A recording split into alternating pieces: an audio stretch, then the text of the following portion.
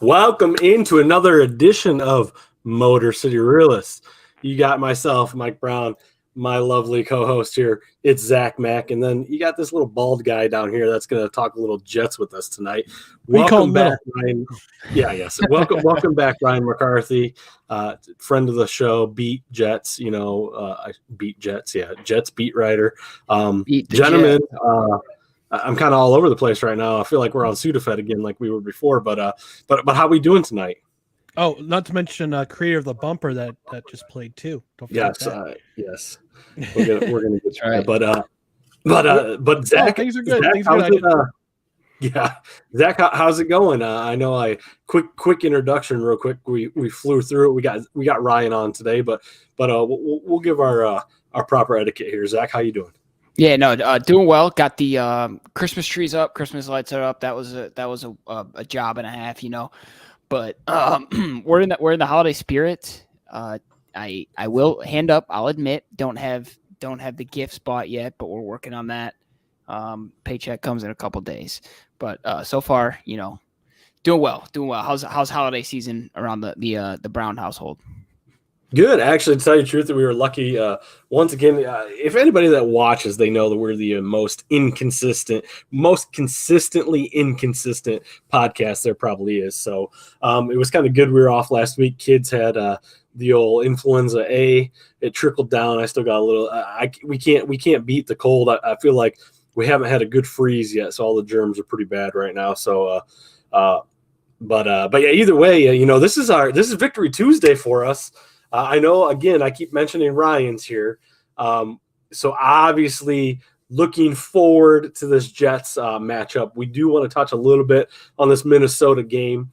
Definitely can't not talk about that. And we'll let Ryan talk a little bit because there's a lot I think that is actually going to go in. We've had Ryan on in past. I think last time we had Ryan on, both teams were on totally different trajectories. Now, I wouldn't say that the Jets by any means have been brought down to earth, but I feel like they're going in a different direction that Lions are going, and they just kind of cross paths here. So Ryan, like I said, I already kind of introduced you. Appreciate you jumping on with us tonight. Really excited to talk about the Lions Jets. But what's going on over in your world?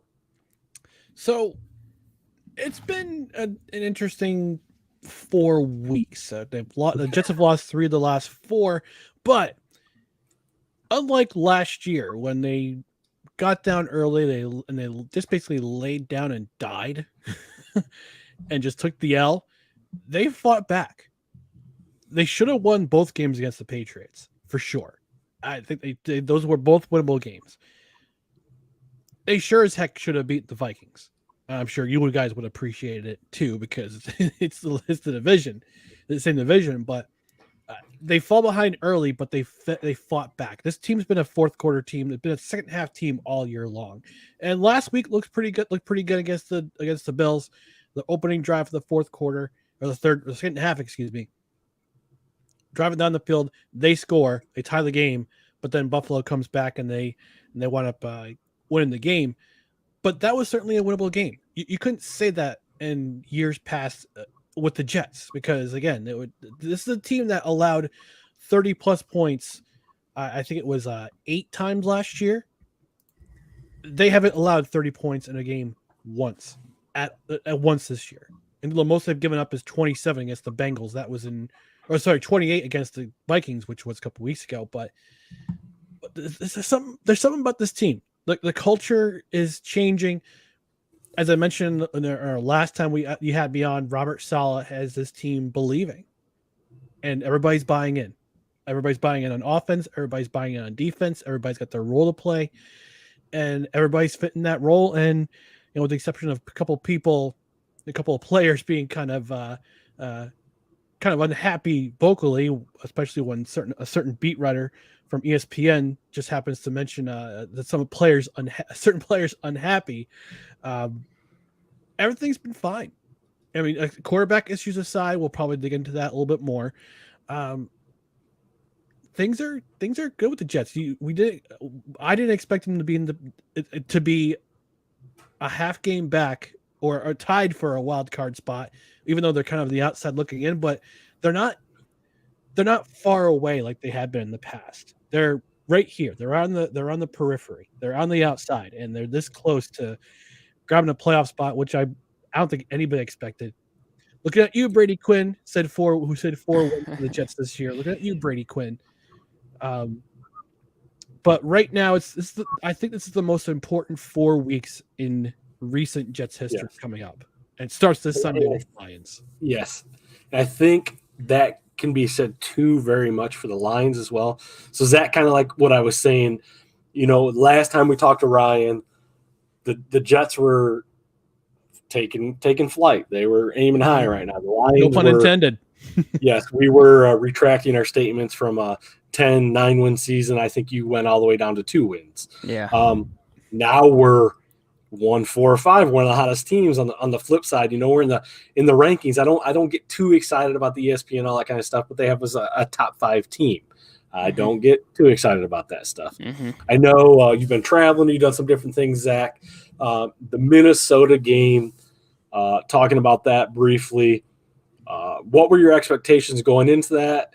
Do you feel like that was kind of a turning point? Because I think before that game, there was like a 12% chance we were going to make the playoffs. And after that game, now we're up to 30%.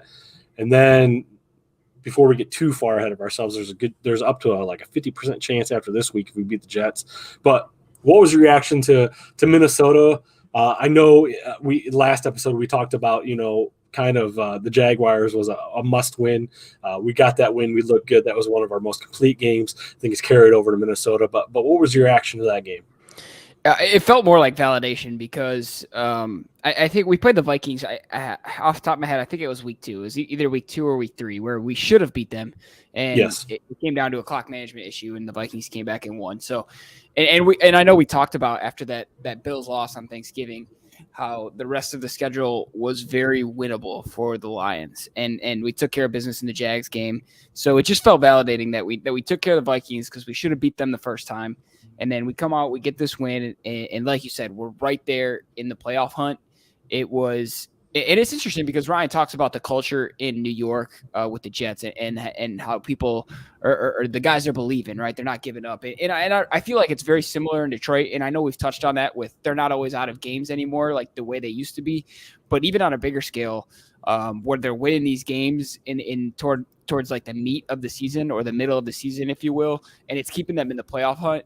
Whereas previous teams would have, been 3-7 or whatever, and they give up. And so I'm also, I share the same, optimism as far as the culture goes in Detroit. So, and I don't know if you guys saw this today. Obviously, we started the season Detroit on Hard Knocks. I think that's where we got a lot of notoriety. Kind of came out, fell flat. People were really on Dan Campbell. Now we're on the opposite trajectory of the Jets, kind of to a point, like I said. And I don't know if you guys saw, Ryan, did you see Dan Campbell? He was on Pat McAfee today. I don't know if you had a chance to see that, but Dan Campbell's always joking around. Sometimes Zach and I have talked about, when is enough? When is it too much? As a head coach, sometimes you kind of got to. So basically, I was watching this interview, and he had them hook, line, and sinker, pretty much saying that on that I can't even Sewell's Penei Sewell. Yeah, that little first down to him. They said they've been working on that. Well, they pretty much said that it came over the mic or the headphones, and Campbell said, all he could hear was wah, wah, wah, and he said, yeah, just do it. And it was Ben Johnson say, hey, we're going to run this play, and Campbell was sitting there, and he was asked about it. What you thought about that play? And he says, the crowd was going crazy. Everyone was doing the wave. He goes, on that play, I was just staring at the crowd and just admiring everybody doing the wave. And then I look out on the field and realize we ran that play. And he goes, what the fuck are we doing throwing it to Sewell? So pretty much he baited everybody to make him act like he was not paying attention. But I mean, he had it. And, all those guys, McAfee and all those guys, and Evan Fox with McAfee is a huge Lions fan. So they reacted to that. It's just kind of his personality, but it kind of goes in tow with what Ryan's saying, changing the culture, making things more fun, because on the flip side, you're seeing, the old rocket science or Patricia fail miserably, at least my perspective. I don't know why all of a sudden they think he's an offensive guru. You see what the Patriots are doing or the lack thereof offensively. From a culture where Detroit was down in the dumps, miserable, to now we got a guy where, Robert probably was maybe a more notable talent, more polished coach. He wasn't like the Dan Campbell that, like you said, there's a lot to figure out still about Dan Campbell, but still both organizations in great perspectives, which is why we're all here together to talk Sunday. And Ryan, I'll go to you because you just briefly touched on the quarterback situation. What have you heard currently? Because basically they brought in Flacco for 3 plays, and they said, well, we're going to try White back out there, and we'd rather get him killed than play Flacco again. So what's the situation going on with that? Because Mike White, man, the kid's a gamer. He's putting it all on the line. What's the expectations for him this week? The expectations that Mike White is going to be in the lineup, right? They said that he does have rib issues, but they expect him to start on Sunday. So I got this game that I guess Buffalo. If the Jets don't protect their quarterback, they're not only going to get him killed, but you're going to earn the L. Personally, I think Zach Wilson should be the number 2 quarterback. He should be the number 2 quarterback on Sunday, because if you watch that Buffalo game, he's sitting in the pocket and he's a former Super Bowl MVP. Whoop-de-doo. That was 11 years ago. This is 38-year-old Joe Flacco who has stone feet. So you're not going to be able to be mobile out of the pocket like Mike White or even Zach Wilson can. So if you get Mike White moving out of the pocket on passing plays, or he'll even stay in the pocket and take a hit or two like he did last week against Buffalo. As long as he stays accurate, if the Jets can protect him enough, give him enough time to get receivers open, and they can open up the running game more. That's been their bread and butter this year, is that running game. No matter who is at running back, whether it be Breece Hall, may his left ACL rest in power, Bam Knight, Michael Carter. Bam Knight has been a revelation the last 3 weeks. I didn't see his undrafted rookie. Joe Douglas has absolutely killed it with this draft class. Almost every single player in this draft class has contributed in one way or another. Whether you're Garrett Wilson, whether you're Breece Hall, up until the Denver game, Jermaine Johnson, Sauce Gardner. That's going to be a fun matchup with him and Amon-Ra St. Brown, because of the way Sauce Gardner has absolutely contained opposite the receivers playing opposite of him this season. He has been the epitome of shutdown corner all season long. And going back to the quarterback situation, though, as long as they can get the running game going, and they set up that run game to bring up the pass and get some chunk yardage play, some yards after catch going with Elijah Moore and Garrett Wilson. Maybe got a couple of wide running back screens or bubble screens or pass plays with the running backs, and use their tight ends when they need them. I think Mike White's going to do pretty well, and I'm pretty sure he's solidified his spot, barring injury, that he's going to be the guy going forward for the rest of the year. And Zach, I know seems like the key phrase there. Yeah. I was just saying, and I know we were talking kind of off air. I won't paraphrase or recite what you said, but Aiden Hutchinson is playing some good football right now. 2 sacks, for rookie. The defensive line is coming together.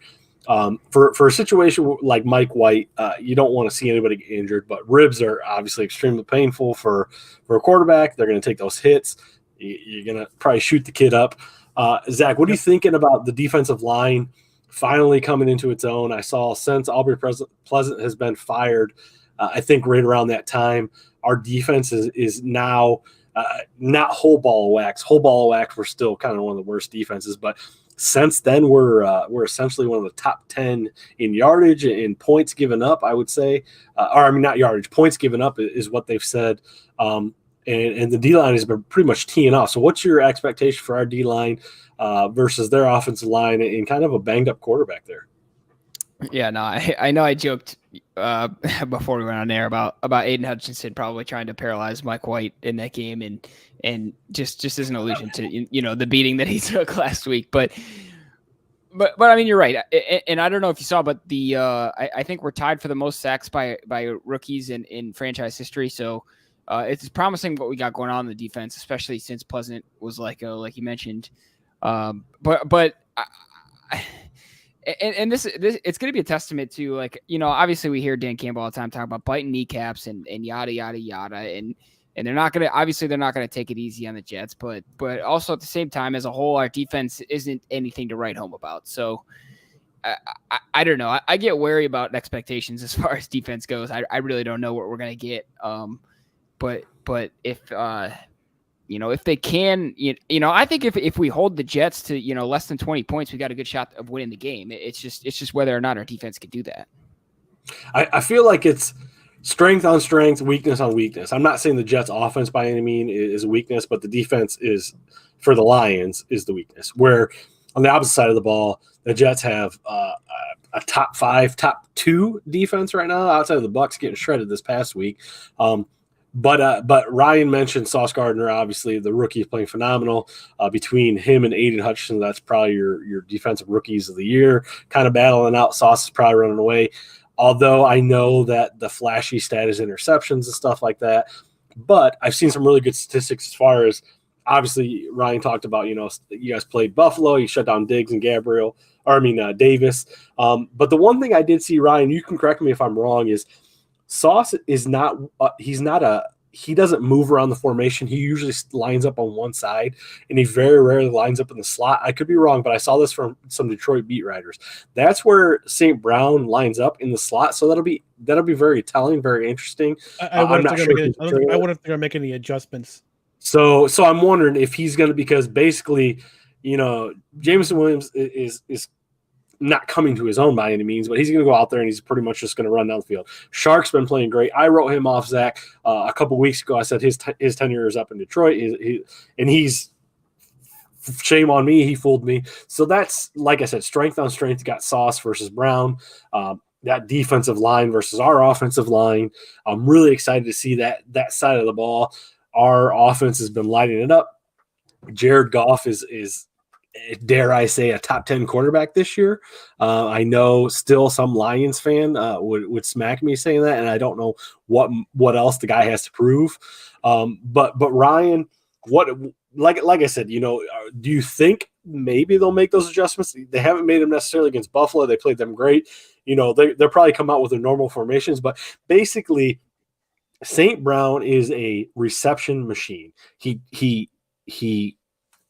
pretty much is a first down machine. Overall, he is a game changer. He doesn't get any love. It's easy for me to say, being a Lions fan, he doesn't get any love. He's not flashy, but he goes out there and gets it done. So I feel like a guy like that with your guys' defense, I feel like defensively you guys can shut down the rest of our receivers. I just feel like this is a game, even though he's consistently catching 7 to 10 balls a game, that he's gonna it's going to be another telling. I feel like Sauce is going to really have to earn his keep there. And I don't mean that by any negativity, because he's played lights out this year. But I mean, do you think maybe they make adjustments like that if, they're going to come out and run their normal defense, but if he starts eating them up, just based off reception, do you think they'll make those adjustments? I haven't watched the Jets. Do they make these kind of adjustments on defense? Well, it's going to be one of two guys on St. Brown. It's going to be either Sauce Gardner or it's going to be DJ Reed, and you'll have some help with Jordan Whitehead over the top. If in case they go over the top, Jordan Whitehead's going to be back there to help out. I'm not by no stretch of the imagination am I going to say that they're going to shut down Amon-Ra St. Brown. They'll make life difficult for him, especially if the Jets' offensive line or defensive line can get at Jared Goff. Now, I'm looking at Jared Goff's statistics here, and I'm looking at how many times he's been sacked. The Lions' offensive line has been pretty good at keeping him upright all year. I think he's got the second least amount of sacks this year. Yeah. There have been 1, 2, 3, 4 games, including last week, where he has not been sacked. And if I'm the New York Jets, if I'm Robert Saleh, if I'm Jeff Ulbrich, I'm looking at the game. I'm looking at 2 games. Well, one game in particular. Actually, 2 games. I'm looking at the game against Washington. I'm looking at the game against Dallas. Dallas's defensive line and Washington's defensive line went at Jared Goff, put him on the ground. Dallas put him on the ground 5 times in that game. Yep. And Dallas's defensive line, I would say they're comparable in the fact that they have elite edge rushing. The Jets don't have elite edge rushing yet. Now they have Bryce Huff, who has been very disruptive. If you watch that Buffalo game, especially the last Buffalo drive, he was very disruptive on Josh Allen. He's one of their best edge rushers, as is Jermaine Johnson. He's a rookie. I think it'll take him. I think this year is kind of his warming up period. I think by next year he's gonna be one of the best edge rushers in the league.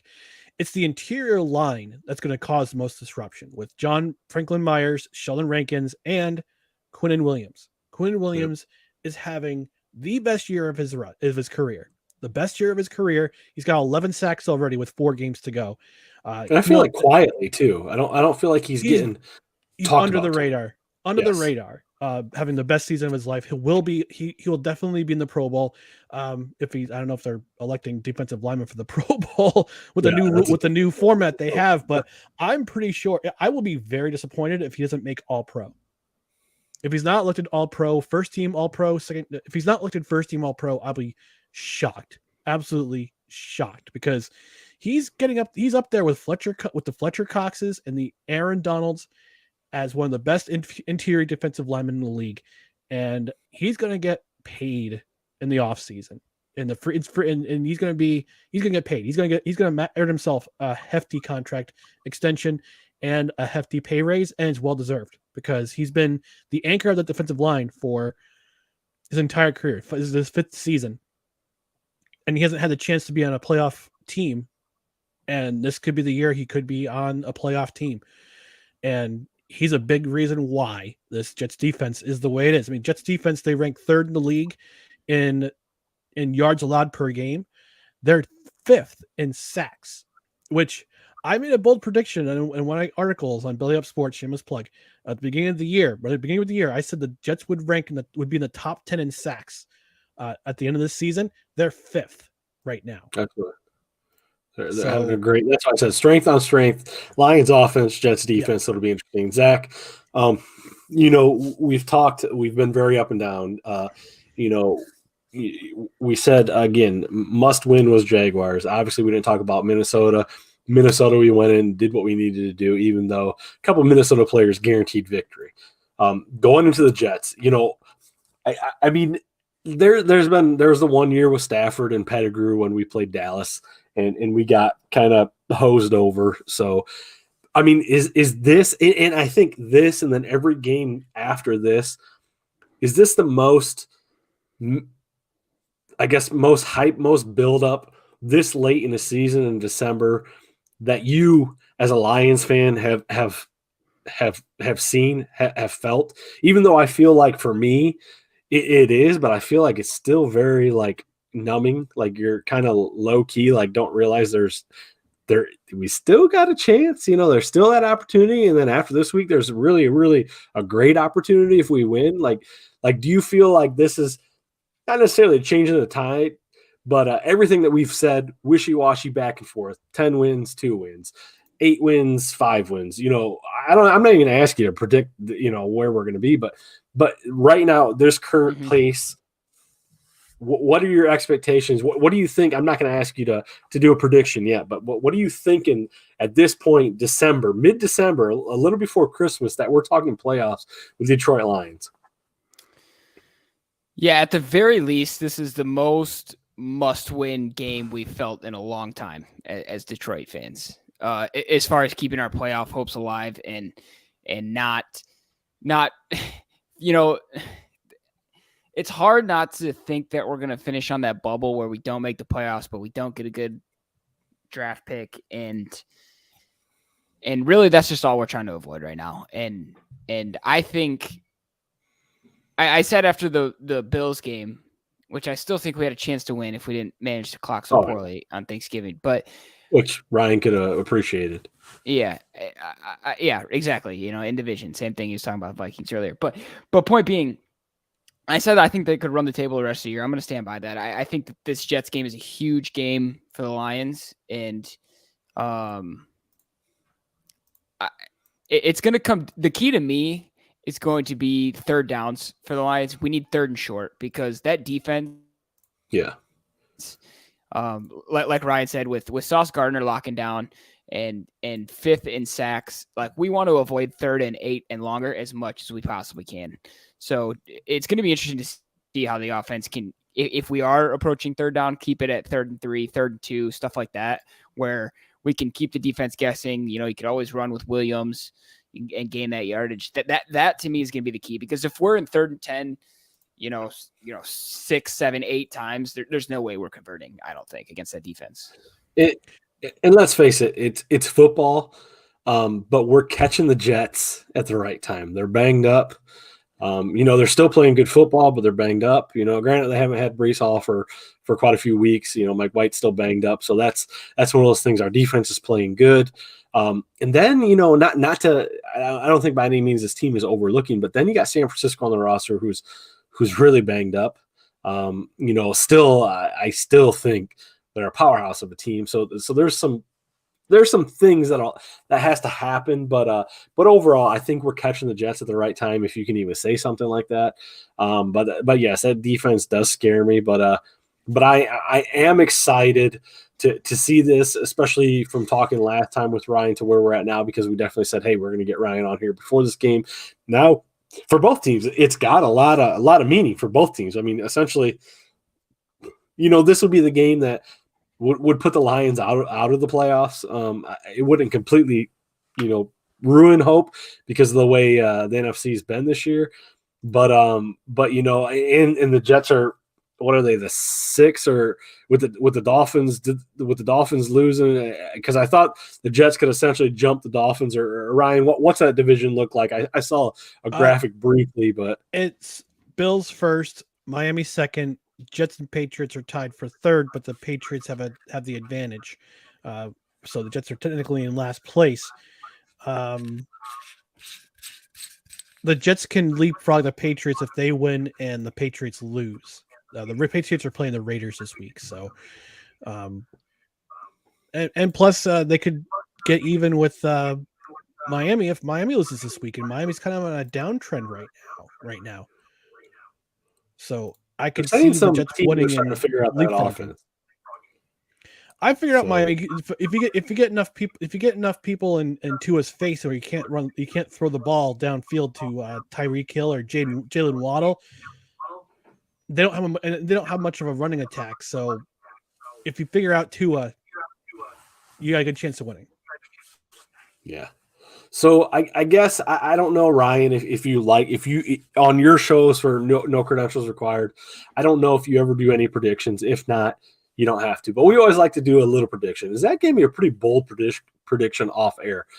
So basically, the Jets Lions, we always like to do a prediction before the week before it transitions to a little hockey, which I know, Ryan, there's still a lot to be said for your hockey team too. But I'll start, and I'll leave this, and then I'll go to Zach and Ryan if you want to throw a prediction in. I feel that the Lions, this is definitely a must win. It's hard to think that the Lions can keep rallying off some wins, but I think I do predict, which I saw that the Lions did open up as a favorite. I didn't see what the spread has been recently. But basically, I think the Lions. Ryan, don't hate me. I think I'm going to come in a little lighter than Zach, but I think the Lions win this 30-20. So Zach, do you want to piggyback off that? What are you thinking for victory, a loss here? What are you thinking for our future? I exaggerated a little bit pre-show, but I'm gonna give the Lions a dub on this. I'm gonna say 27-17. Ooh, you didn't want to get that 20-point win? No. I I would love for the Lions to get a 20-point win, but I don't think it's gonna happen against the Jets. Ryan, do you, like I said, I don't know if you do predictions, but thoughts on the game, predictions, or just kind of you can leave it open-ended however you want. We typically don't do predictions. We usually just do a wrap up of the week before. I just checked DraftKings Sportsbook. The Lions are a 1-point favorite right now. 1 point, okay. So really? I saw Jets 1-point favorite earlier today, but interesting. That's what I said. It's just based on you're right. It's Jets 1-point favorite, but it's based on Quinn Williams being questionable, Mike White being questionable, Corey Davis being questionable. That was a big hit last week too when he went out with a concussion, and Michael Clemens, who has been fighting the flu for the last 2 weeks, he's questionable too. But I think all four of those guys will play this game unless Corey Davis is out with on concussion protocol. Mike White plays, it's a big difference. Quinn Williams plays, it's a huge difference. I think whichever team can cause a turnover, the more turnovers, will be the winner. I think the Jets will do just enough, and I'm being a homer here. I'll admit it. You got some homers. I think the Jets will do. I think the Jets will do just enough to disrupt a lot of what Jared Goff is doing. I think they'll stop the run. And I think the Jets will take this game. It'll be a close one. I'm going to say 24-21 Jets. Look at that. I like it. So Zach said Detroit's got to win third downs. That's where it's at. Ryan says it's a battle of turnovers. Obviously, spoken like two pros here. Really excited about this matchup. Really excited to have Ryan on. But as Zach continues to pop in and out here, we'll transition a little into hockey. Ryan, this is where once Zach jumps back in here, this is his bread and butter. I always like to give him this, but he just sent me a message. He keeps losing connection. Usually to me that loses connection, but Ryan, I'm not sure that you've had the opportunity to like us Lions fans or Detroit fans to really speak on two teams being significant in two different leagues, where I'm glad Zach's back because we're going to talk a little hockey now. Let's talk about your New Jersey Devils as well. How last time we talked, I think they were sitting at number 2, and I think they're still sitting at number 2. How you feeling about that team?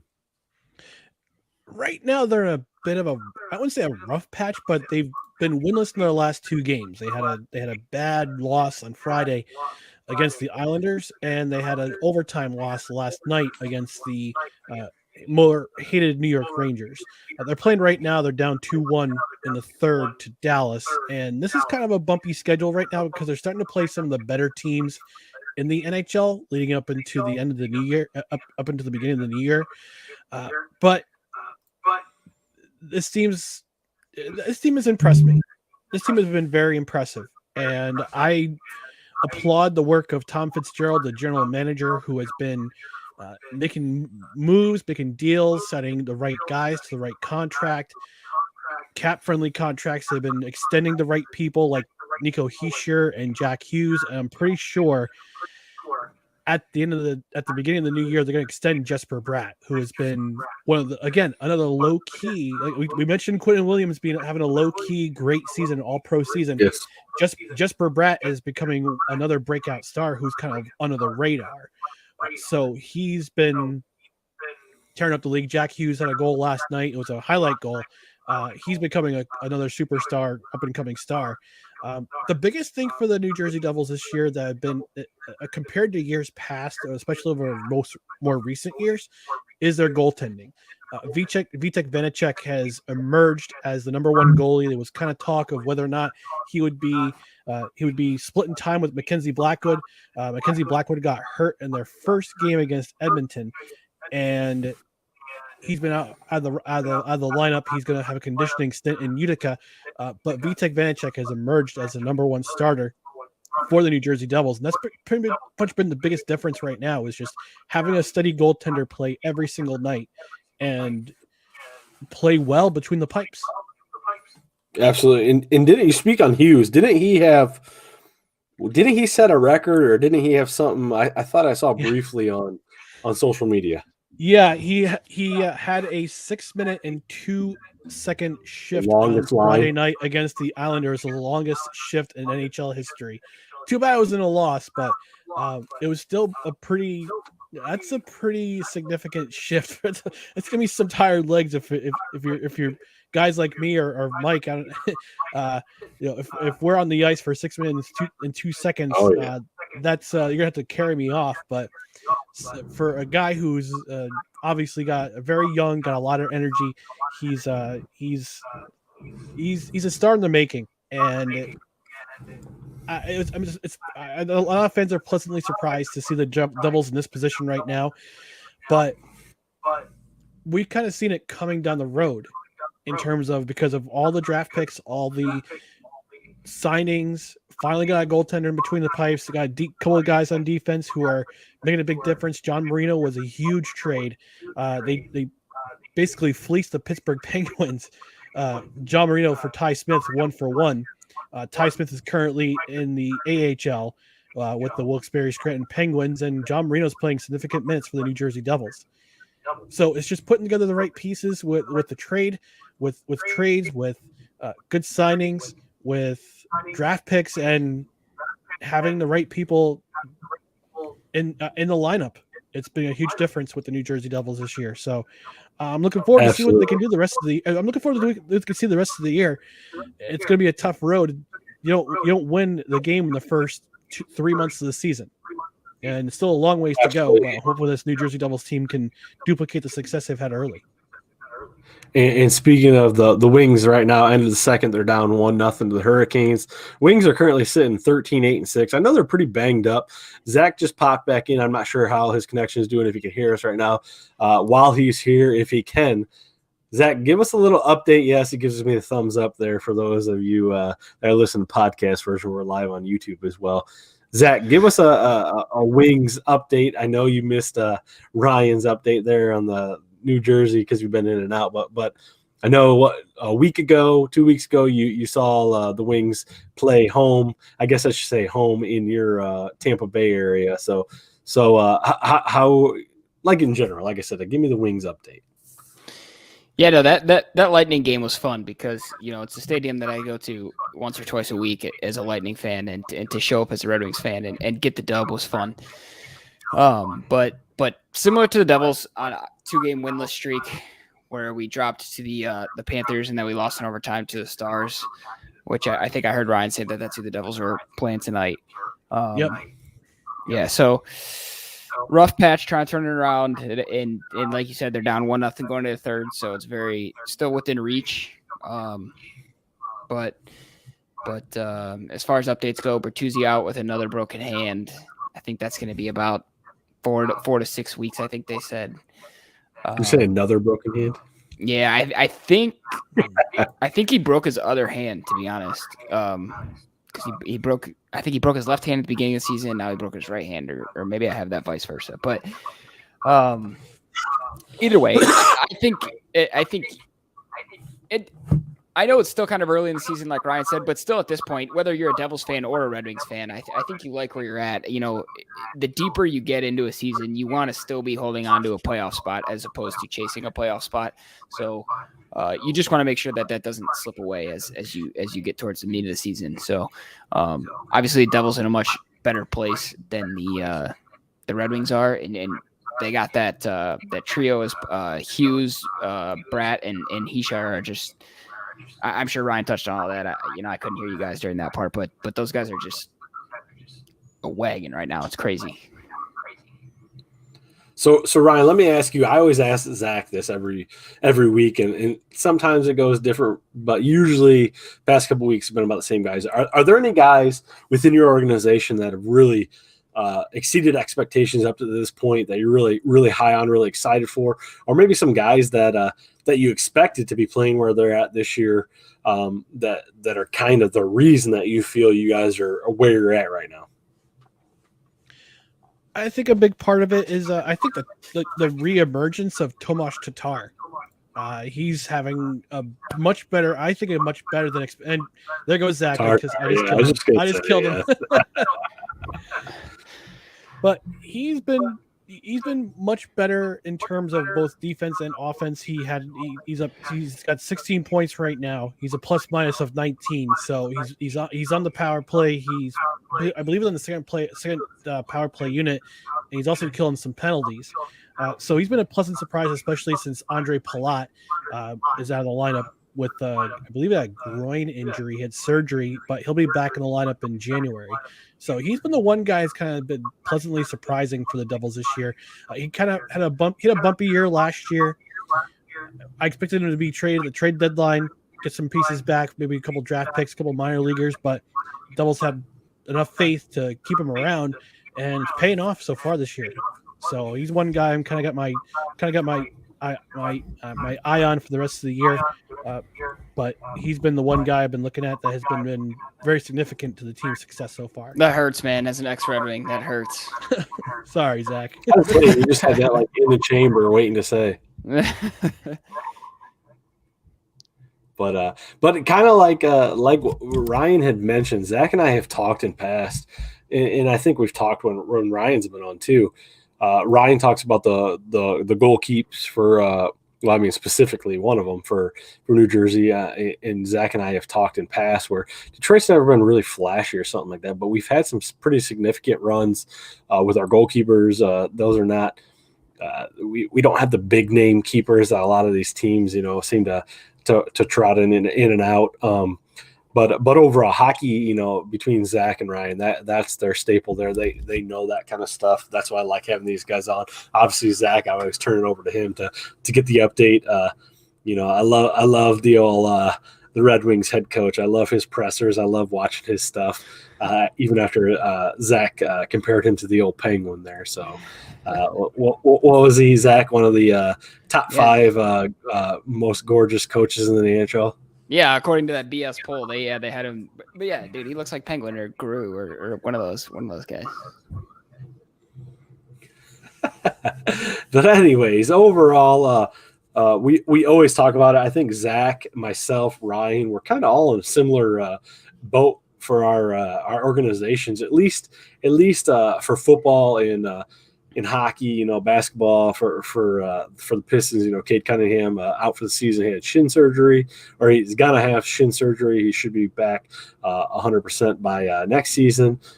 We always kind of briefly just brush over basketball. Baseball coming up. I know, Ryan, what are your expectations for your team this year? Have you had any? I feel like outside of the big name players, it's kind of been pretty quiet.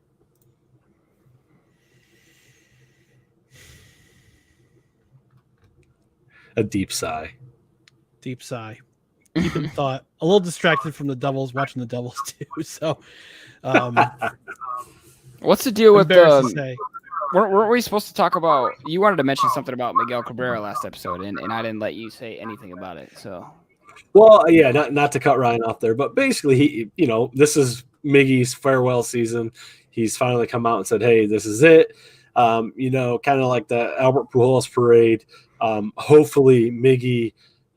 He doesn't have to have a 30, 40 home run season, but hopefully he gets a little power behind that, and they use him right, as opposed to this singles machine that he's turned into. But overall, as much as the money was wrapped up into a guy and the back end of a career, you knew signing that deal in the beginning, you're excited to have a guy like that, but you knew in the end it was going to haunt you.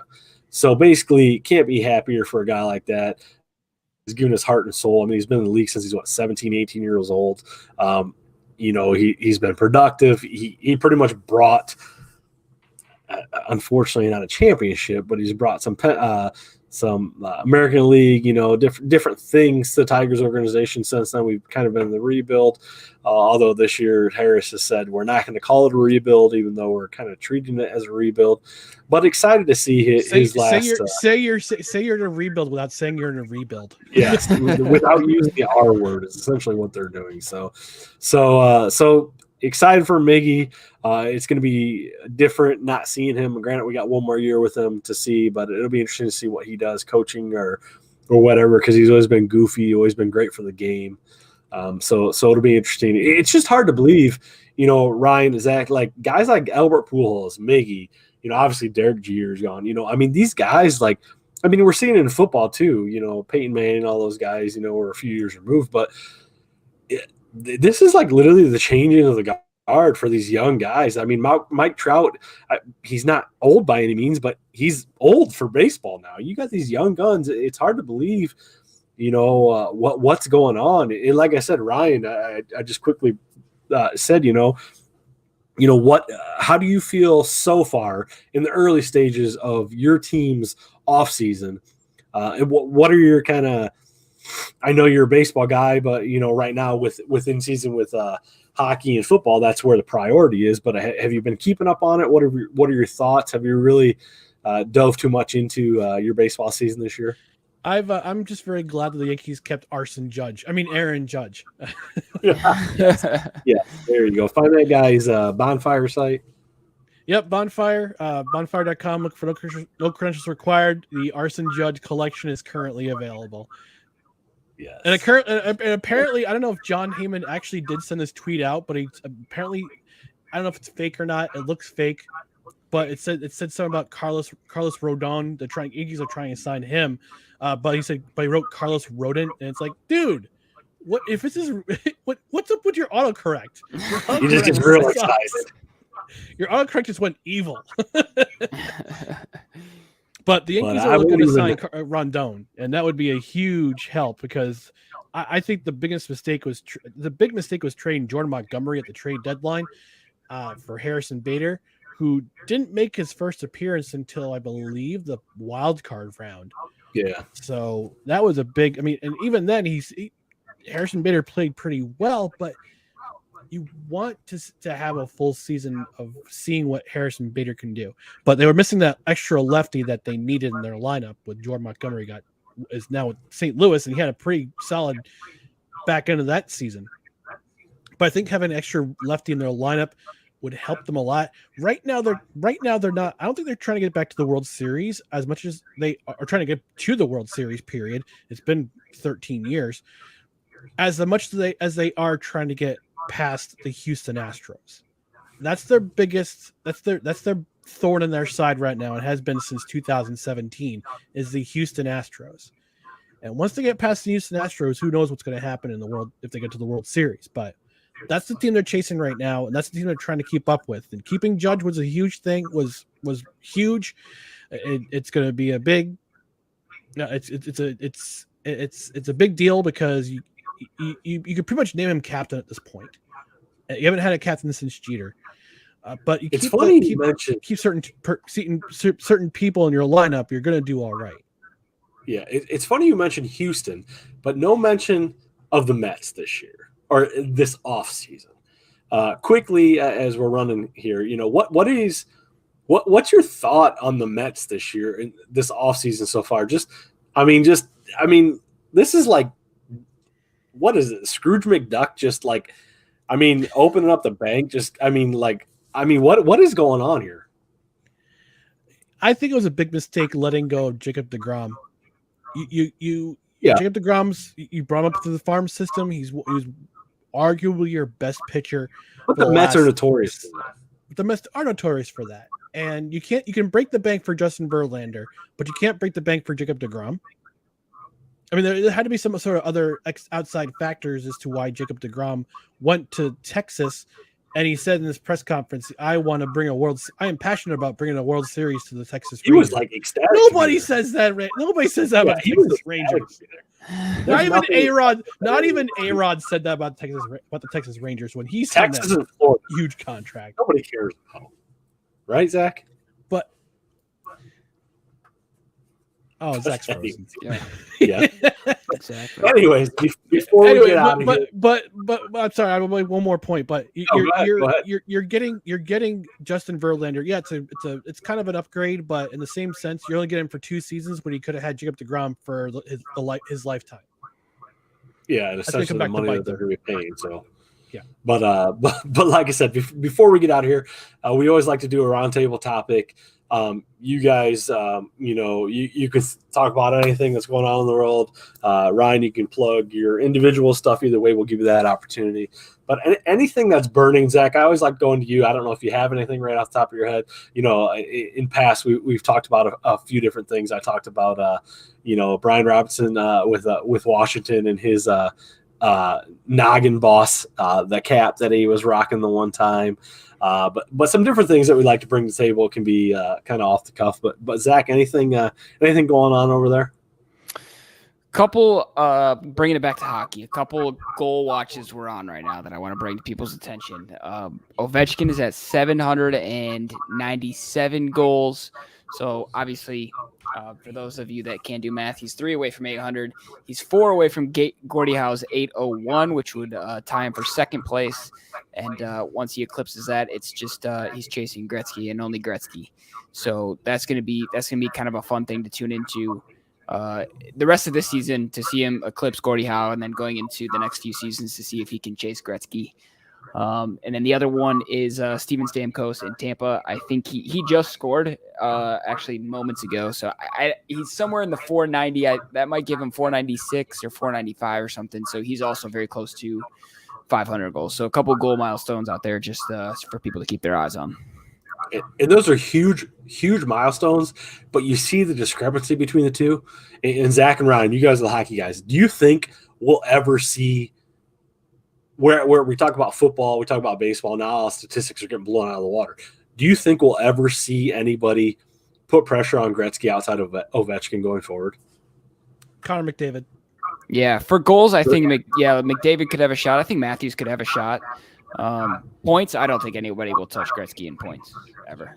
Matthews will be there until he signs with the Coyotes and goes home next off season. Those are Zach's boys. Those are Zach's adopted kids, man. He's always been a Oiler heart.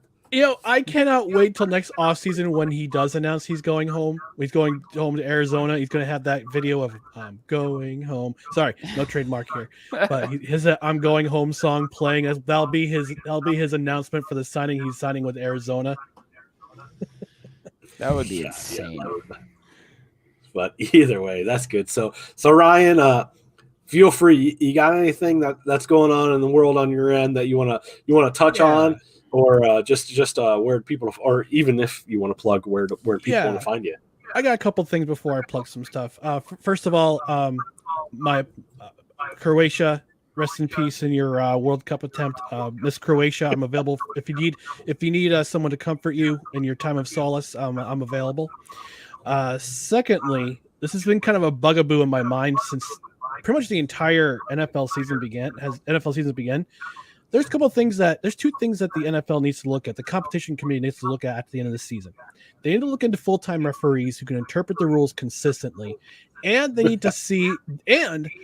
need to make roughing the passer and pass interference reviewable. Oh, I like it. I could get on board with that.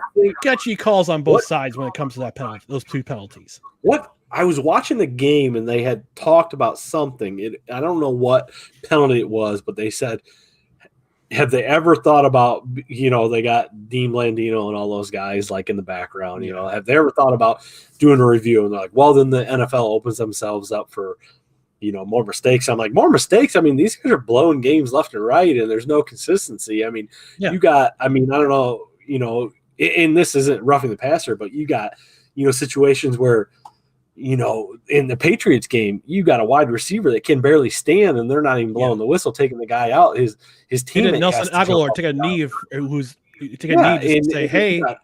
Other guys that if they take a step off center, so there, like you said, there is no consistency. There should be, and I think they have like a head official even in the box, whether they're from New York or whatever. But I feel like there should be somebody, whether they're standing on top of the stadium with magnifying glass or binoculars, that should be looking at that kind of stuff. But either way, good point out there.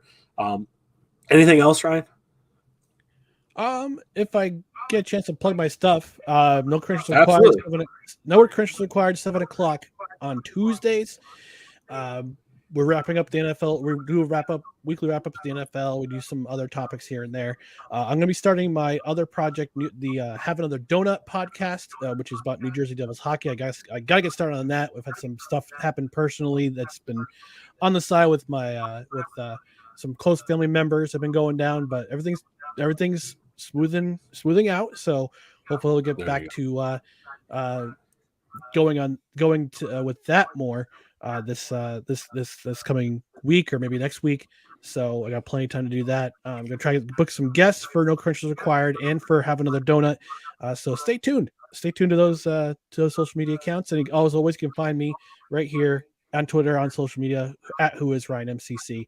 I try to keep it light, because I know Twitter can be kind of a dumpster fire sometimes. So I try to keep it light, and follow me for the entertainment. There you go. Always a good file at Ryan. Obviously, check out Zach. It's Zach Mac, MAC, and Zach is a ZACH. Not That's K. right.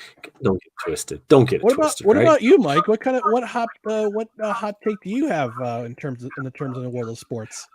Honestly, to tell you the truth, I don't know necessarily a hot take, but I was going to ask you, because there's been some grumblings. I didn't want to pry too much on this, that there's more going on with Zach Wilson than people know about. And I don't know if anything's been leaked, anything's been released, if it's speculation. I mean, obviously you got a guy that's drafted high that's supposed to be a starter. People are going to be bummed, or not bummed, but I mean, there's going to be speculation. Like you said, there's some beat reporters for ESPN coming out saying there's turmoil. I feel like they're always meant to like stir the pot. But I didn't really have anything prepared per se. But have you heard any grumblings, any tricklings of anything like that, Ryan? No, I mean, they're trying to get back to his fundamentals, make sure he's making the right reads, that kind of thing. But personally, I have a wild theory. I think his knee's still bothering him from when he from the. Well, I was just saying. I mean, from the beginning of the preseason, where he had that the same type of injury that Kyler Murray suffered last night. I think his knee's still bothering him, and he just won't fess up to it. I mean, expectations. He's got to be active this week, right? I'm pretty sure. I'm hoping he's active, and Joe Flacco will be inactive. He'll just be sitting on the sideline, just good old Uncle Joe, just helping out with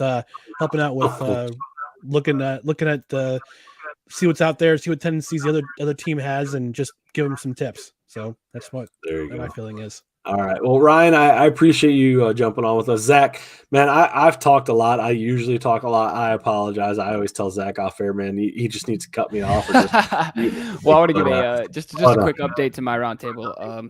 Ovechkin did score his 798th goal, and it was his 136th game opening goal, which is now most all time. He passed Jaromir Jagr. Man.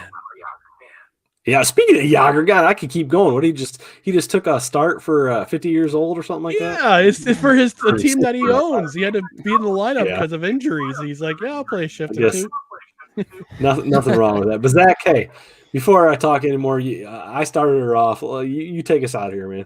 No, yeah, appreciate everyone toughing through all the connectivity issues I had. For those of you that watched, popped in and out on video, but I was able to hear the whole thing. So hopefully all the audio is there for those podcast listeners. As always, we appreciate Ryan being our first recurring. Not only was he our first guest, he's our first recurring guest on the show. So Ryan, always appreciate you stopping in. And we appreciate you guys stopping by. And thanks for listening. Thanks for viewing. We'll be here next week. Go Lions. Yeah, one pride, and let's go. Jets.